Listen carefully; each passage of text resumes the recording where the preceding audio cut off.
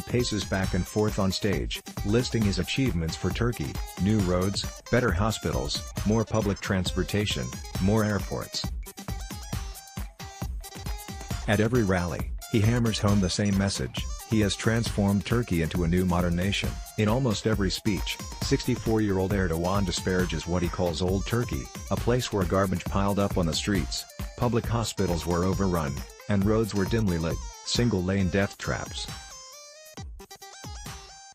That message of transformation has delivered Erdogan and his Justice and Development Party, AKP, 12 electoral victories over the last 16 years, making Erdogan the Turkish Republic's longest-serving leader since it was founded in 1923. Erdogan's grandiose rallies have become an expected part of any Turkish election, but they appear to have been eclipsed Wednesday, as main opposition candidate Muharrem İnce drew what looked like the largest crowd in the elections period yet. In the town of Izmir, hundreds of thousands of İnce supporters in a sea of red Turkish flags stretched for kilometers down a promenade on the Aegean coast, as the charismatic former high school physics teacher promised to end the nepotism of the Erdogan government. Erdogan is tired, he has no joy and he is arrogant, he said. On the one hand you have a tired man, and on the other you have fresh blood. Erdogan has consolidated power at every step of his career. He has crushed anti-government protests, and in 2013 he evaded a corruption investigation into his inner circle. After a failed military coup to remove his government from power in 2016, he eliminated his opponents by firing tens of thousands of government workers, gutting public institutions, jailing critical voices, and clamping down on the media. He narrowly won a referendum last year that will change Turkey's parliamentary system to an executive presidency, giving whoever wins Sunday's vote sweeping new powers. But Erdogan's mantra of development and growth has lost some of its luster recently as Turkish people feel the pinch of a faltering economy. The lira has lost some 20% of its value since the year began, inflation is at 12% and interest rates are around a painful 18%. Some voters are tiring of what they see as Erdogan's power grabbing. It's a situation where Erdogan can't blame anyone else. It's not like the government is run by someone else so he can turn around and say elect me so I can improve the economy. That's his weak spot and he knows it, said Asli Aydin Tezbaz, a senior fellow at the European Council on Foreign Relations. But at the Istanbul rally, die-hard Erdogan supporter Gulbahar Turan assured Erdogan's AKP can continue to deliver. She says foreign intervention, not government mismanagement, is what's driving the economic woes. These are games by foreign powers, but they should know even a dead Erdogan would get votes, Turan said. Erdogan's biggest threat polls in Turkey are typically partisan and unreliable, but Erdogan appears to be in front. Some polls suggest he will fail to win 50% of the vote, and that will mean a runoff round on July 8. This could be a particularly dangerous position for Erdogan to find himself in, as most opposition parties have vowed to galvanize their supporters to whoever challenges the incumbent leader. Opposition candidates and parties are trying to steal support from Erdogan on all fronts. Conservative nationalist Meral Akşener threatens him from the center-right, while Temel Karamollaoglu from the Islamist Felicity Party could also drive pious conservatives away from the AKP.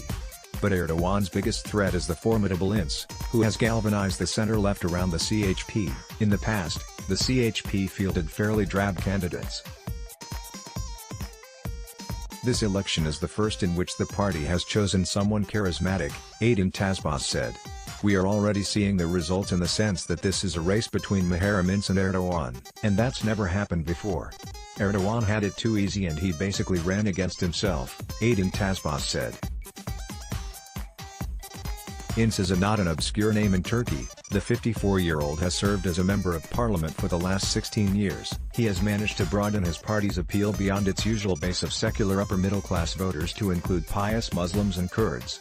Former leaders of the party were bureaucrats or statesmen, said Bilal Özkan, a political scientist from Marmara University.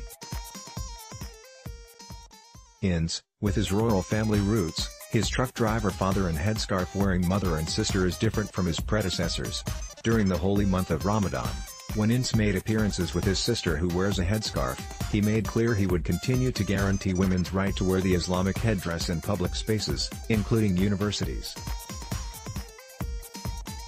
The Islamic headscarf was prohibited in public life in the aftermath of a soft coup in 1997. Women who wore it were barred from going to university, practicing medicine and law, and serving as members of parliament, until Erdogan started lifting those restrictions in 2013. Ince has been reaching out to the Kurds, Turkey's largest ethnic minority, whose vote is usually split between Erdogan's AKP and the pro-Kurdish leftist People's Democracy Party, HDP. At the start of the campaign, Ince won favor with Kurdish voters by visiting HDP candidate Selahattin Demirtas, who is in jail pending the outcome of a court case in which the government accuses him of terrorism, allegations that his party says are politically motivated. He has been running his campaign from inside prison mainly over a Twitter account run by his advisors. In a rare occurrence for a CHP politician, the turnout at an Ince rally in the predominantly Kurdish city of Diyarbakir was high. The Kurdish vote is pivotal in the outcome of the parliamentary election. If the HDP crosses a 10% threshold, it will win seats and could deprive the AKP of its parliamentary majority. If it fails to get into parliament, the AKP will sweep up those seats. People are sick and tired. Ince Erdogan and the AKP now dominate the airwaves in Turkey, so Ince, locked out from the mainstream media, has been trying to reach his base and beyond through a breakneck campaign schedule, and he has been hitting Erdogan where he's most vulnerable, the economy. Erdogan, people are cooking stones instead of food. People are cooking their worries instead of food. Look at the prices of potatoes, of onions. There is no bread. Ince shouted out over the crowd at a recent campaign rally in the southern city of Antalya. Come, let's have a debate.